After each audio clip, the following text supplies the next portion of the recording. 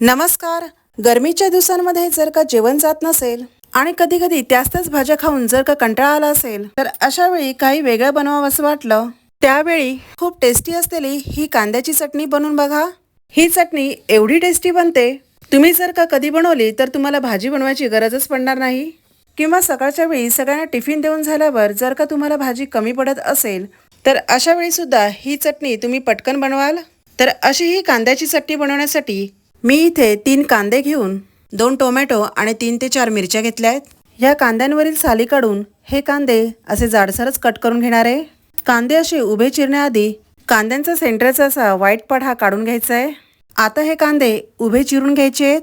कांद्यांचा मधला असा white part काढल्याने जेव्हा आपण कांदे उभे चिरतो त्यावेळी त्याचे प्रत्येक पीसेस हे वेगळे होतात आणि असे पीसेस वेगळे झाल्याने कांदे भाजताना सगळीकडून एकसारखे असे भाजले जातात. असे हे सगळे कांदे मी उभे चिरून घेतले आहेत. आता गॅसच्या मिडियम फ्लेमवर कढई ठेवून त्यामध्ये मी 2 चमचे तेल घालून घेते. तेल हलकंसं गरम झाल्यावर 1 मोठा चमचा धणे घालून घेतले. तेलामध्ये धणे हे थोडा वेळ परतल्यावर त्यामध्ये उभे चिरलेले कांदे घालून घ्यायचे आहेत. कांदे चांगले मऊसूत होईपर्यंत या तेलामध्ये हे कांदे परतत राहायचे. सुरुवातीला कांदे कच्चे असताना गॅसची फ्लेम ही मोठी करून हे कांदे थोडा वेळ भाजून घ्यायचे आहेत. कांदे जसे थोडे शिजायला लागले की गॅसची फ्लेम ही मिडियम करून घ्यायची आहे. कांदे इथे आता थोडेसे शिजलेत. आता यामध्ये 15 ते 20 लसणीच्या पाकळ्या घालून घेतल्या आहेत. नंतर 1 इंच अद्रकाचे तुकडे घालून 3 ते 4 हिरव्या मिरच्या घालायच्या आहेत. मिरच्या या कांद्याबरोबर तेलामध्ये भाजताना मिरच्यांना मधोमध हलक्याशा चिरा पाडून घ्यायच्या आहेत. जर का तुम्हाला ही चटणी तिखट हवी असेल तरच यामध्ये हिरव्या मिरच्या घालायच्या आहेत आणि जर का जास्त तिखट नको असेल तर या मिरच्या नाही घातल्या तरी सुद्धा चालेल. कांदा थोडासा भाजल्यावर यामध्ये 7-8 कढीपत्त्याची पाने घालून 3 ते 4 बेडगी मिरच्या घातल्या आहेत. वरून आता कट केलेले 2 टोमॅटो घालून घेतलेत. हे सर्व मी रफली कट करून घेतलंय कारण मी हे सगळं मिक्सरमधून फिरून घेणार आहे.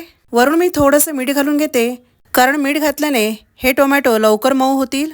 चटणी हे हलकीशी आंबट होण्यासाठी यामध्ये थोडीशी चिंच घातली आहे. आता यामध्ये 1 चमचा काश्मीरी रेड चिली पावडर घालून घेतली आहे. हे सर्व तेलामध्ये चांगलं मिक्स करून छान असं भाजून घ्यायचं आहे. तर यामध्ये घातलेली काश्मीरी रेड चिली पावडर आणि बेडगी मिरची हे काही जास्त तिखट नसून चटणीला छान असा कलर येण्यासाठी आपण घातलंय.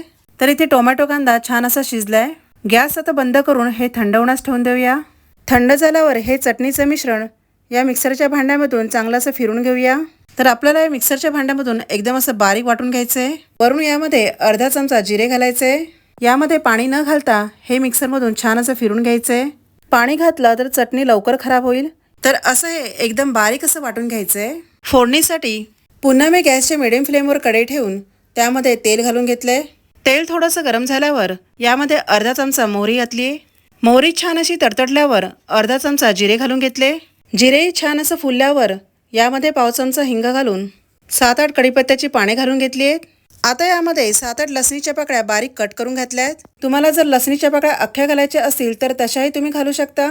हे सर्व काही तेलामध्ये चांगलं परतून झाल्यावर आता यामध्ये चटणीचं मिश्रण आहे ते यामध्ये घालून घ्यायचे. हे मिश्रण सुद्धा आपल्याला तेलामध्ये छान असं परतून चांगलं शिजून घ्यायचे. ही चटणी तेलामध्ये परतत असताना जर का यामध्ये मीठ कमी वाटत असेल तर तुम्ही यामध्ये मीठ सुद्धा घालू शकता. फोडणीमध्ये तेल कमी घातल्याने चटणी शिजताना तेल तुम्हाला साईडने दिसत नाहीये. जर का जास्त तेल घातलं असतं तर या चटणीच्या पेस्टला साईडने तेल सुटलेलं दिसलं असतं.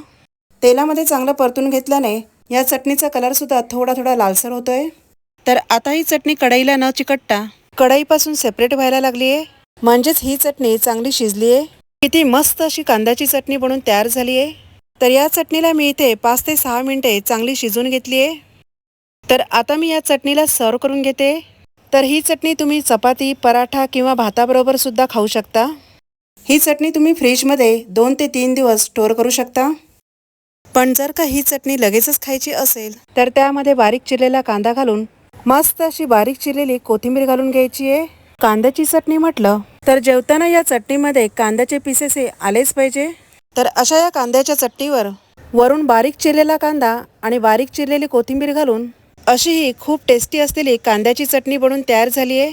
तर पुन्हा भेटूया अशाच एका छान अशा रेसिपीसोबत. धन्यवाद.